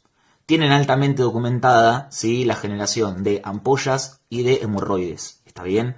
No era raro. Aparecía llagas en la boca, en los prospectos. Llagas bucales, hemorroides, ¿sí? Acidez. ¿Está bien? Alteraciones dérmicas, erupciones. Todo eso, ¿sí?, está altamente asociado a este tipo de sustancias. Así que, si bien no lo va a presentar necesariamente la mayoría de sujetos, ¿sí?, sería interesante que consultes con un médico por las hemorroides, te las trates, y en todo caso hagas un tratamiento preventivo, o en su defecto consideres reducir, expaciar y o eliminar, de ser posible, las exposiciones a estas sustancias. Ten en cuenta que cuando se altera la neurotransmisión no se afectan solo las áreas responsables de generarte el viaje en sí mismo, sino que se están afectando otras áreas de tu organismo, ¿sí?, que regulan y median el funcionamiento de un sinfín de órganos. Por lo tanto, puede verse afectada la piel, puede verse afectado el corazón, puede verse afectado el hígado, puede verse afectado el recto. Me están consultando por la domperidona para disminuir las náuseas durante el viaje de M. A ver, yo no puedo recomendar nada, por favor. En realidad consulten a un médico. Lo que sí tienen que tener en consideración es que la domperidona no atraviesa la barrera hematoencefálica, por lo cual, teóricamente, tendría a generar menos problemas que la metoclopramida, que sí lo hace. Tengo 53 años, diagnosticado con enfermedad de Parkinson hace 7. Tratado con, están mal escritos los nombres de los fármacos, razagilina, ropirinol y levodopa. No voy a decir las dosis ni la división de tomas. Mi condición es buena, y mi vida es plena. Más allá de las características de mi enfermedad y el tratamiento, le pongo mucha actitud al trabajo y al entrenamiento. La cuestión es que me hacen muy felices las fiestas electrónicas. A mi edad sé que es de esperar otra cosa, la pesca tal vez, pero no es mi caso. En ese marco, y con vergüenza por lo banal que puede leerse la consulta, quiero saber qué tan perjudicial sería para mí consumir una pequeña dosis de M 2 o 3 veces al año, particularmente el potencial aumento de la progresión de mi enfermedad. No me animo a consultarlo a mi neurólogo y le pido disculpas si esta consulta resulta desubicada. Vos tenés que tener presente que con la rasagilina tenés riesgo cierto e inminente de tener serios problemas de salud. Sobredosis, síndrome serotoninérgico, falla multiorgánica, terminar en urgencias y no sobrevivir. Tomando rasagilina y tomando M. Porque el M también inhibe la monoaminoxidasa y la rasagilina es un inhibidor irreversible de la monoaminoxidasa. Tenés contraindicación absoluta. Para colmo, vos estás tomando uno de los mejores y más sólidos esquemas que vi en Parkinson para un hombre joven. Está muy bien ese esquema. Efectivamente, deben haber parado prácticamente la progresión de la enfermedad.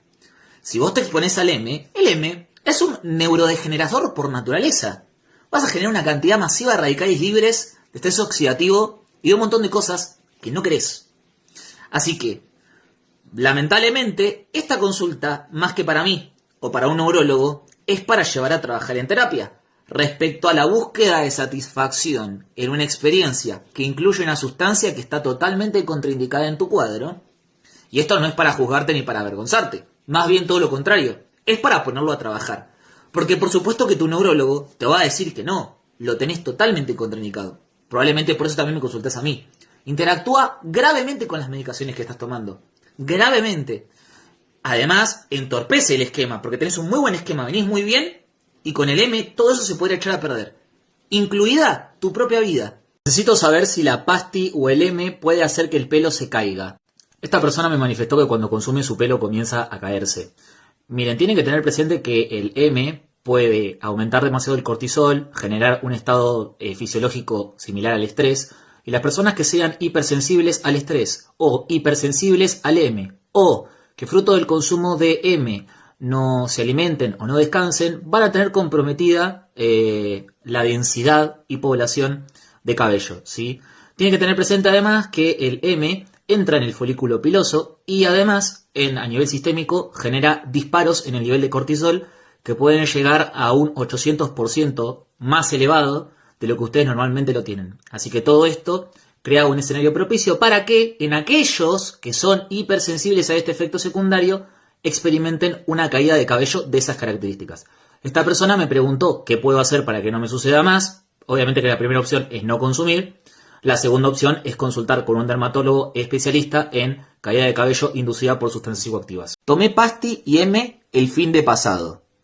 Se supone que M y Pasti deberían ser lo mismo, pero muchas personas cuando compran Pasti están buscando otra sustancia u otro formato de presentación. Acá tenemos la combinación de dos formatos a las cuales le dediqué video en otras oportunidades. Pero la pregunta es otra.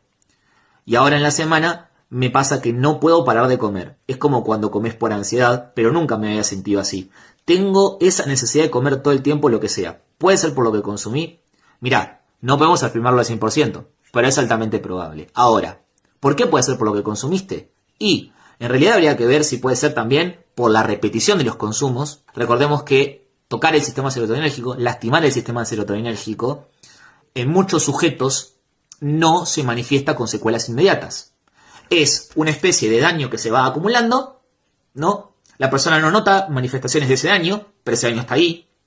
Recordemos que el M es una sustancia neurotóxica. Y de un momento para otro, cuando alcanzan cierto umbral de daño, efectivamente se manifiesta con secuelas. Hay varias personas que me han escrito, es como si se me hubiera quemado la bombilla. Otras personas me han comentado que de un momento para otro empezaron a desarrollar dolores crónicos y lamentablemente otras secuelas que prefiero ni mencionar. Lo que pasa es que uno no puede decir, miren todo lo que causa el M y generar pánico, porque en realidad no conocemos los antecedentes de esa persona, en tanto consumo ni fisiología. Pero sí tienen que tener presente que si la fisiología basalmente tiene alguna alteración que no estaba detectada en estudios médicos, porque recordemos que los métodos de medición de nuestro estado de salud son muy rústicos para lo que habrá dentro de 300 años. Uno no puede creer que porque se hizo un análisis de sangre habiendo consumido M y el análisis de sangre le da bien, entonces porque efectivamente está bien.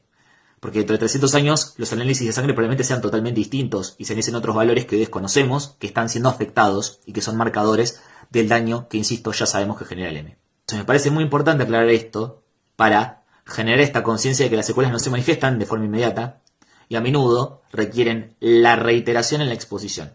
Entonces, puede deberse al M, puede deberse a la cantidad de M repetida en el tiempo, puede deberse a un adulterante que contenía esa presentación si no se comprobó la pureza del producto, puede deberse además a un trastorno de ansiedad efectivamente inducido por sustancias, y si la forma que vos tenías de reducir tu ansiedad era ingiriendo comida, entonces nos encontramos frente a un escenario donde lamentablemente este tipo de secuelas pueden producirse, asentarse y consolidarse. Como siempre digo, todas las secuelas de sustancias son dosis dependiente, tiempo dependiente y sujeto dependiente. Espero que esto mejore, que sea transitorio y que se encuentren bien. El viernes tuve una experiencia muy rara. Nunca me había pasado antes. Tomé medio de pasti, me tomé una sola cerveza en toda la noche y después me mantuve con M y agua. No tomé exageradas cantidades, pero en un lapso de 3 horas me di cuenta que mi visión se empezó a distorsionar. Empecé a ver borroso y me asusté. Cuando llegué a mi casa me di cuenta de lo mal que estaba. En la mañana, cuando desperté, recuperé la vista normal y me calmé. Necesito explicaciones para saber cómo actuar en el futuro. Recordemos que la persona está pidiendo explicaciones, así que vamos a darlas. Vamos a marcar todo lo que estuvo mal para tener en cuenta cómo actuar en el futuro, ¿no? Ya de base, si alguien no quiere tener riesgo alguno, no debería consumir nada. Eso es obvio. Pero ahora pasamos al plano de la realidad. ¿Bien? En primer lugar tenemos combinación de sustancias. Al principio ya. Cerveza, ¿no? Que contiene alcohol, y pasti, que puede contener M, pero también puede contener cualquier otra cosa si no se testeó adecuadamente. Eso no se debe hacer por el riesgo de interacciones. Además, una de las peores combinaciones que se pueden hacer, por más que sea poco, es alcohol con M. Ya, cuando se combina alcohol con M, sí tenemos que preocuparnos por hepatotoxicidad. Recordemos que el alcohol es un hepatotóxico profundamente conocido y el M, en sujetos susceptibles, puede provocar daño hepático bastante severo.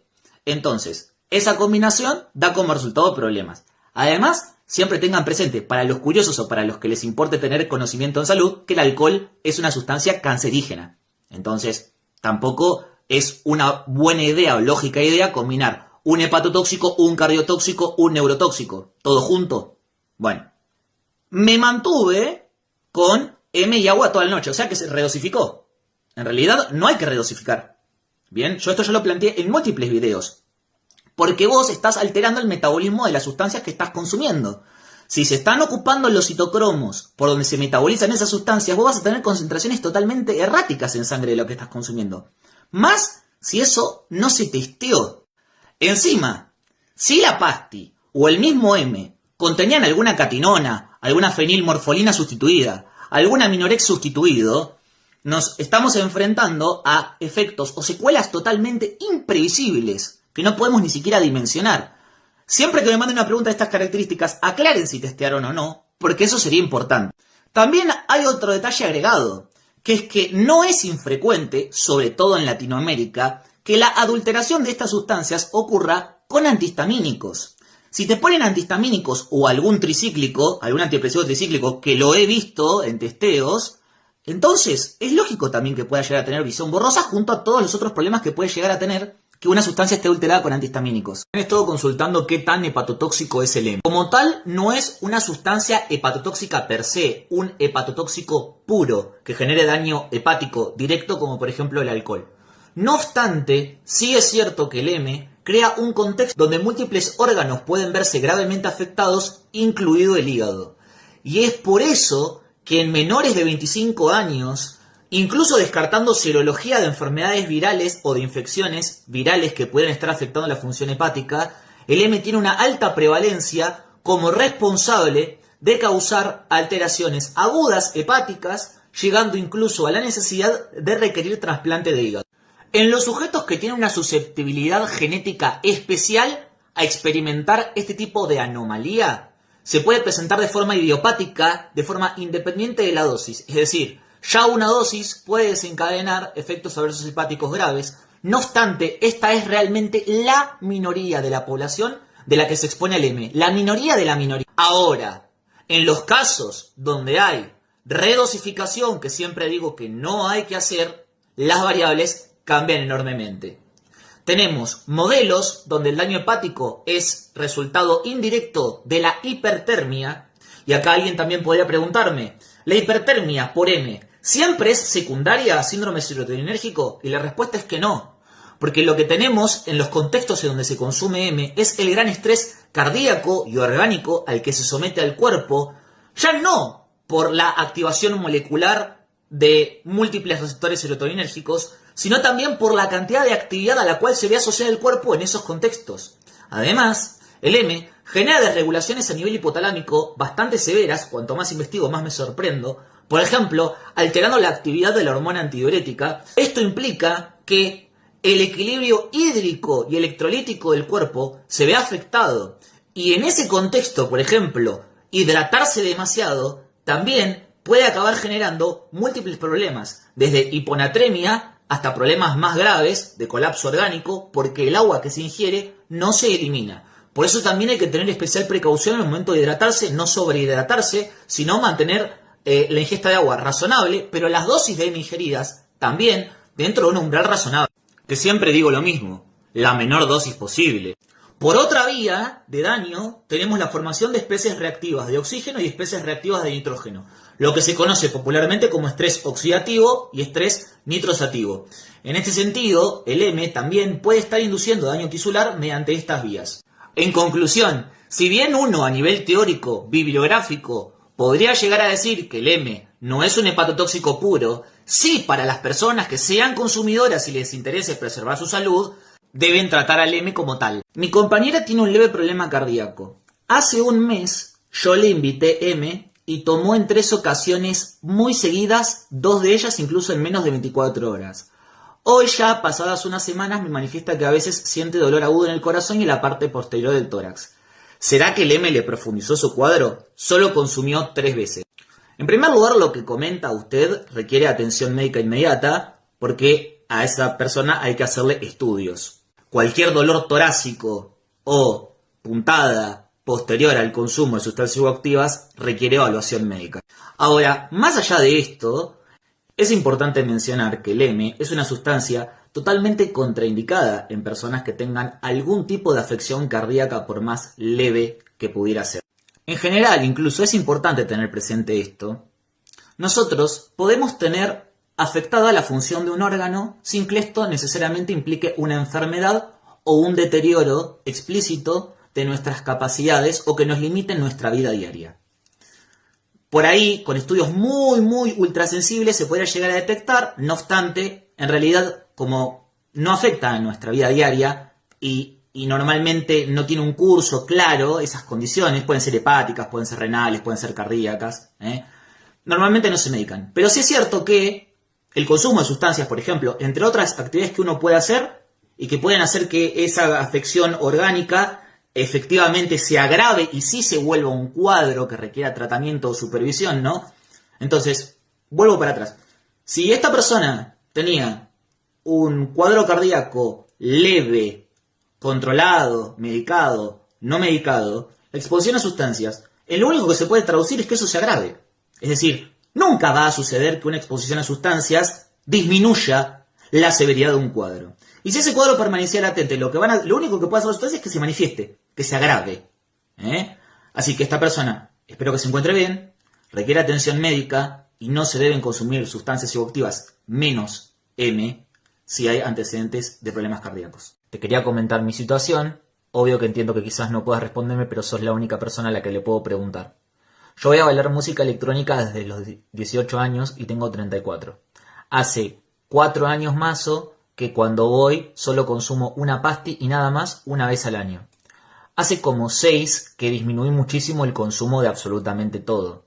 El resumen es que hace mucho ya que consumir una sola pasti en una fiesta sin alcohol, sin haber consumido otra cosa en el año, me deja 3 a 4 días con el hígado tan, pero tan mal que me terminan teniendo que poner suero por no poder parar de vomitar. Hace poco consulté esto con el ChatGPT, ya que me hice exámenes clínicos y no salió nada raro. Asumo que me tendría que hacer alguno especial del hígado. Mirá, en primer lugar deberías consultar con un hepatólogo para que te haga una revisión más exhaustiva o más específica. Pero también tenés que tener en cuenta que aunque te hagas revisiones más exhaustivas, y en esto que te estoy respondiendo incluyo también a los exámenes clínicos, vos tenés que tener presente que con los medios que disponemos actualmente no podemos verificar genuinamente el estado total de nuestra salud. A más de un hipocondríaco esto lo puede enloquecer, pero es que es así. Nosotros no contamos con las técnicas de medición de nuestro estado de salud que tendremos dentro de 400 o 500 años. Cada vez se investigan más biomarcadores que permiten conocer mejor el estado de ciertos órganos o de ciertos tejidos que hace solo algunas décadas eran impensados. Entonces, nosotros en el presente creemos que lo que hay es todo lo que hay, que por lo tanto si un estudio da que estamos bien es porque estamos bien. En realidad, no. ¿Sí? Por supuesto que la ausencia de síntomas y poder sobrellevar la vida y responder a las exigencias de la misma de forma más o menos satisfactoria es un indicio de salud en términos médicos. No obstante, quiero que tengan todos presente que cuando se exponen a estas sustancias pueden desencadenar problemas que cuando ya son detectables es porque ya es un problema muy serio, pero que ya estés 3 a 4 días que no podés parar de vomitar y que te tienen que hacer una intervención de esas características, ya da la pauta de que quizás el cuerpo solo no lo sostenga más, no lo pueda sostener más. Es un aviso del cuerpo, leámoslo así, ¿por qué no? Un aviso del cuerpo de que ya no se puede seguir repitiendo esa experiencia. El mensaje continúa y dice: el ChatGPT me dice que la pasti actúa en directo en el hígado y que por eso me intoxico muy rápido al tenerlo muy sensible. Eso es solo una posibilidad. Es altamente probable que tengas una susceptibilidad genética pronunciada. No obstante, vos tenés antecedentes de consumo y de tu mensaje se detecta de que esto no siempre fue así. Que ahora incluso consumiendo poco te pasa, pero pareciera que hubiera ocurrido algo de curso crónico o de algo que se fue empeorando aún con exposiciones cada vez más reducidas. Estás con ese cuadro y lo repetías incluso con más frecuencia en tu vida, ya es para plantear otro tipo de preguntas que exceden, por supuesto, el espacio de las redes, quizás ya para llevar a un espacio de terapia individual o a algún lugar en el que te sientas segura. Aprecio igual profundamente que confíes en mí como para compartirme esto. Yo realmente ya no suelo ir a festivales, pero a veces tengo ganas de ir con amigos. El problema es que me resulta imposible no consumir cuando todos lo hacen. Y el después no vale la pena por una noche. Bueno, hay algo de un saber que vos misma estás armando acá cuando me escribís, ¿no? Porque que todos lo hagan, ¿qué significa? Aparte, quizás lo hagan todos los de tu grupo, pero realmente hay personas que van a festivales y no consumen nada, genuinamente, nada.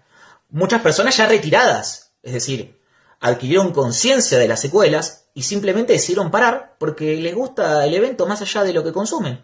Y a veces también está bueno, para pensarlo, planteo, por ahí consumimos cosas para sostener planes, para sostener cierta presencia en evento o cierto mood que supuestamente le haría al otro pasarla mejor y nosotros estaríamos mejor. Y en realidad quizás no sea ese el caso. Quizás, sin consumir, seamos personas que a los otros igualmente les agradan, que igualmente la pasan bien, y quizás por ahí te vas antes de la fiesta, porque es cierto, quizás estar 6, 7, 8 horas bailando no sea para todo el mundo, y quizás eso se complejice, por eso en algún momento incluso llegué a hablar de cafeína anhidra, pero digo, más allá de eso, la salud. Mira si en unos años ya no salís más, hay muchas secuelas que por ahí quedan. Capaz que en unos años no salís más, capaz que ni siquiera te sigues relacionando con esa gente, quizás sí, pero quizás no. Y mirá si te llegas a generar, por ejemplo, mira, hoy justo estaba investigando, ¿no? Una coagulación intravascular diseminada, o una vasculitis necrotizante. Y son indicios de eso, del cuerpo que te está diciendo que pares, ¿no? Para pensarlo, digo, no es porque sea así, ni para meter miedo, por favor. Ah, y aparte, abajo cerraban, seguía el mensaje. Perdón que te pregunte, pero ¿qué hago? ¿Hay algún estudio? ¿Es recomendable que no consuma nunca más? Bueno, qué interesantes las preguntas. Es como que el hígado ya estuviera cargado y haga lo que haga no se termina de recuperar nunca. Supongo que ya será algo crónico. Bueno, espero te encuentres bien. y que algo de lo que ya venimos articulando previo a terminar de leer todo el mensaje sirva para quizás poderle dar algún, no digo cierre en el sentido de finalización, sino de concluir ciertas etapas en la vida para las cuales uno quizás ya no está, y es el cuerpo el primero que se dio cuenta. Está circulando la noticia de que una persona joven falleció tras exponerse a M.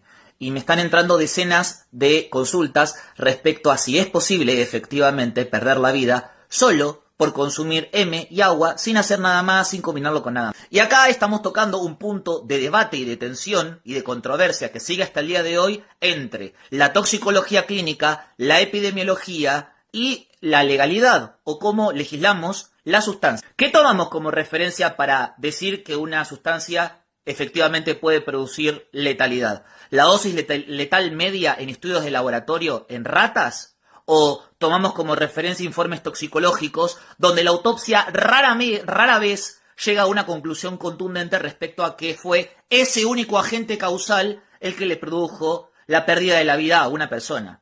Porque acá está el asunto, que una persona haya perdido la vida y haya consumido una sustancia no implica necesariamente que lo que hizo que pierda la vida haya sido esa sustancia. Por eso, la especialidad médica forense, de hecho, existe. Y la autopsia es un campo de semejante complejidad. Habiendo dicho todo esto, yo me tomé el trabajo de revisar la bibliografía científica que hay de estimaciones acerca de la letalidad del M. Como no hay consenso, el margen estadístico es muy amplio, muy amplio. No obstante, creo que es ilustrativo. Va desde el 0,01% de probabilidad de perder la vida por una única exposición, en el peor de los escenarios, al 0,005%. También en otros estudios vi mencionada la siguiente cifra: 1 entre 2.000 hasta 1 entre 50.000. En ese rango, dentro de ese rango estaría la probabilidad real de perder la vida por una única exposición a M. Acá no se están teniendo en cuenta variables interindividuales ni nada, justamente se lo está tratando de condensar estadísticamente en un número bruto. Habiendo dicho todo esto, recuerden que en el canal nosotros ya tenemos videos leyendo los prospectos de medicamentos basados en cannabinoides, así como las píldoras anticonceptivas, la isotretinoína, los antibióticos y cualquier psicofármaco tienen su respectivo prospecto. Bueno, los medicamentos basados en cannabinoides también tienen su prospecto, donde enumeran sus efectos secundarios o secuelas posibles. ¿Correcto? El M también intentó ser aprobado como psicofármaco y por lo tanto también tuvo un modelo de prospecto. En dicho modelo de prospecto, como secuelas potencialmente graves o mortales, pero raras, se incluían hiperpirexia por esfuerzo que conduce a rabdomiólisis y fallo multiorgánico, síndrome serotoninérgico, hiponatremia y edema cerebral, insuficiencia hepática aguda aislada, accidentes cerebrovasculares, trastorno de ansiedad aguda y pánico, muerte súbita.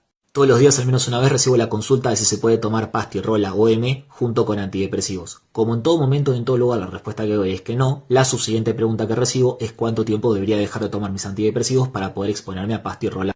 El primer elefante en la habitación del cual tenemos que hablar es que sos una persona que tiene indicado un antidepresivo.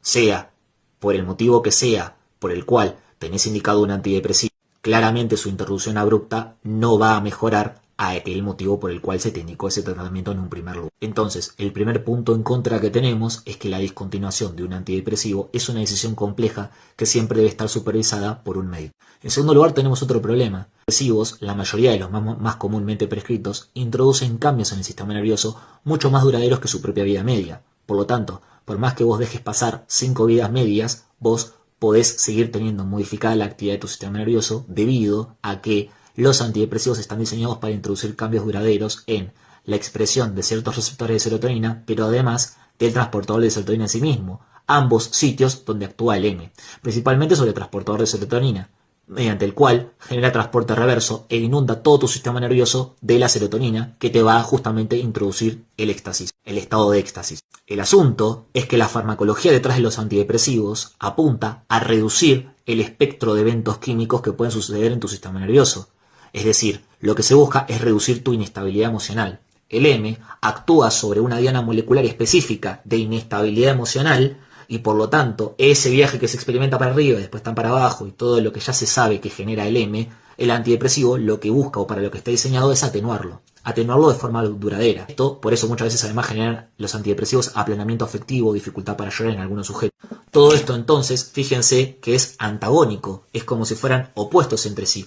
Uno busca generar inestabilidad, que en este caso la inestabilidad es la que puede producir el éxtasis, pero después el bajón, y el otro lo que busca es estabilidad o una respuesta mucho más acotada a nivel afectivo, que es lo que explica la terapéutica en TOC, en ansiedad y en depresión, con algunos matices específicos en cada caso. Al potencial empeoramiento del cuadro original, y encima a un viaje más turbulento, errático o reducido con el M debido a los cambios moleculares que genera los antidepresivos en tu organismo, se suma otra cuestión adicional que son los síntomas de discontinuación. La mayoría de antidepresivos más comúnmente prescritos en la actualidad producen una abstinencia en muchos sujetos, marcada por zumbido, mareos, vértigo, cefalea, náuseas, tics, nerviosismo, insomnio, todos elementos que no cesan tras dejar de tomarlos solo 1 o 2 días, pueden persistir durante varias semanas, y en ese contexto tomar M puede hacer que la experiencia sea muchísimo peor de lo que hubiera sido si en un primer momento no hubieras estado bajo tratamiento psiquiátrico.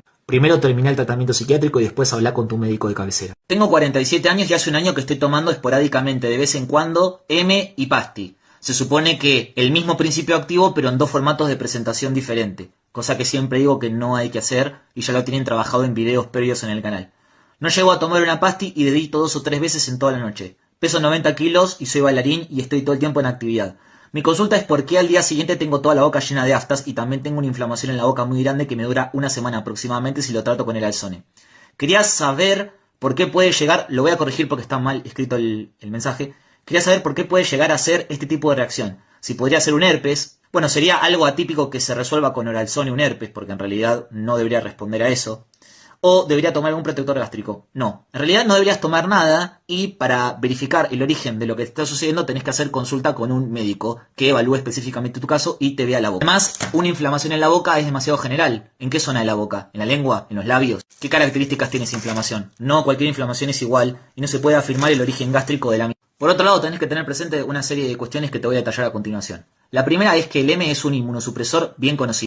Si tu sistema inmunológico se encuentra atenuado o disminuido en su capacidad para repeler infecciones, es más probable que se presenten infecciones oportunistas o temporales hasta que tu función inmunológica se restaure con normalidad y pueda esa infección ser efectivamente combatida. También tenés que tener presente que el propio bruxismo y sequedad bucal puede contribuir durante la propia actividad del M a que te realices microlesiones que después vos notás como llagas, o que conduzcan a una inflamación inespecífica como la que describís. No obstante, siempre insisto con lo mismo, esta respuesta es teórica y no constituye un saber acerca de tu caso porque tenés que consultar con un médico. Por último, todo el M que circula no es de calidad farmacéutica porque es un compuesto ilegalizado. Por lo tanto, la presencia de agentes corrosivos, impurezas o subproductos derivados de una fabricación no acorde a estándares farmacéuticos modernos puede generar efectivamente que haya compuestos, además de M, incluso en el mejor de los casos, que puedan irritar tu boca, como por ejemplo en un caso verificado por un organismo de salud estadounidense donde testearon pastis a partir de una intoxicación masiva que ocurrió en Los Ángeles con 18 personas en 2010, donde efectivamente pastis de máxima pureza traían, además de M, cafeína y un menos del 5% de la masa de la pastilla contenía un compuesto, está en inglés, lo voy a intentar traducir, que es N-metil-F-talimida. Y por lo que pude investigar al respecto, hay una ruta de síntesis del M que puede generar ese residuo si no se hacen las cosas perfectas. Algo, insisto, recontra habitual si quien la produce no es un farmacéutico experto de Bayer o de una farmacéutica reconocida. El viernes tomé M después de 1 año. Yo estoy tomando paroxetina hace 1 año también y no dejé de tomar la paroxetina para exponerme al M. El viaje que tuve con el M fue horrible. 0 empatía, 0 felicidad y 0 euforia. Mucho sobrepensar y me sentía en un viaje muy oscuro. La verdad que esto no me gustó para nada. ¿Es normal esto? ¿Es por el antidepresivo? A ver, en realidad a vos te podría suceder algo así también, sin estar tomando un antidepresivo. En primer lugar porque el M puede estar adulterado. Pero en segundo lugar porque hay sujetos que aún exponiéndose a M no experimentan ningún efecto. Incluso sujetos a los que alguna vez el M les hizo efecto, en otro momento de su vida, por otra condición particular, el mismo puede no hacerles nada. También el sobrepensar y los viajes oscuros son un desenlace posible, no el más probable, pero un desenlace posible al fin de un viaje. Un viaje de características introspectivas. A la persona igualmente yo le dije que lo tenía explicado en el canal, el por qué sucedía esto. Me pone, entonces por el antidepresivo no pude sentir lo que hace el M en la serotonina y terminé sintiendo otros efectos del M como los que hacen la dopamina. No es tan sencillo. A ver, tanto el M como el antidepresivo actúan sobre el sistema serotoninérgico, pero en sitios diferentes y de forma diferente. M se une al transportador de serotonina, genera transporte reverso e inunda todo tu sistema nervioso de serotonina, lo cual es antagónico con lo que pretende hacer el antidepresivo, que es unirse al CERT y mantenerlo ocupado sin generar transporte reverso. Uno va para un lado, el otro va para el otro. ¿Bien? Entonces, a lo que vos te exponés al mezclar los dos es un riesgo muchísimo más alto de síndrome serotoninérgico, un viaje del que buscás mucho menos probable si es que sucede, además más corto, con menos euforia, con menos empatía, menos bienestar y mucha más letalidad. Si llegás a desarrollar un síndrome serotoninérgico tenés 10% de probabilidad de quedarla. Si es que además cuando sobrevivís no te quedan secuelas. Y no perdamos de vista también que por algo tendrás indicada la paroxetina. Entonces, si cualquier sustancia psicoactiva que vos consumas, la que sea, no importa, impide que la paroxetina haga lo que tiene que hacer, con lo que vos te podés encontrar es con lo que está abajo de la efectividad de la paroxetina, es decir, lo que está tratando la paroxetina, si deja de tratarlo la propia paroxetina, va a salir a la luz. Y si vos ya venías estando muy oscuro y sobrepensando mucho las cosas y por eso te indicaron la paroxetina, no es extraño que eso vuelva a aparecer. Para colmo, la paroxetina tiene una serie de particularidades con respecto al resto de ISRS, como por ejemplo una afinidad por el CERT bastante alta y un efecto anticolinérgico que te puede producir sedación, deterioro cognitivo, boca seca y otro tipo de problemas. En ese contexto puede llegar a tener más interacciones que otros grupos de antidepresivos sobre la acción del M. Tengo ansiedad, ¿qué tipo de terapia me recomendás para tratarla? La verdad, todas las terapias, independientemente de la corriente que sean, funcionan para la ansiedad. Consulta, ¿es verdad eso de que si tomo M y a la semana quiero tomar de vuelta no pega? A ver, en realidad es posible que si la volvés a tomar a la semana sientas algo. De hecho, a mí me ha escrito gente que tomaba cada 3-4 días o varias veces por semana y pegarle le pegaba. Menos, el viaje cada vez fue menos intenso hasta que esas personas... Mira, una de las que me escribió desarrolló un cuadro que es igual a un trastorno de estrés postraumático, igualito. Pero no lo puedes diagnosticar como estrés postraumático porque es una sustancia, o sea, pero consumía muy seguido. Quedó así. Bien, a esa persona yo le hice preguntas, le hablé, ¿no? Y reconocí abiertamente, ya está, o sea, no hay más nada para hacer. Después otras que consumían así seguido, en general, tienen problemas de la función sexual, increíble, problemas de sueño, increíble, y muy sorprendido estoy de los problemas de estado de ánimo. La verdad que es una epidemia el asunto de los problemas de estado de ánimo entre consumidores de M.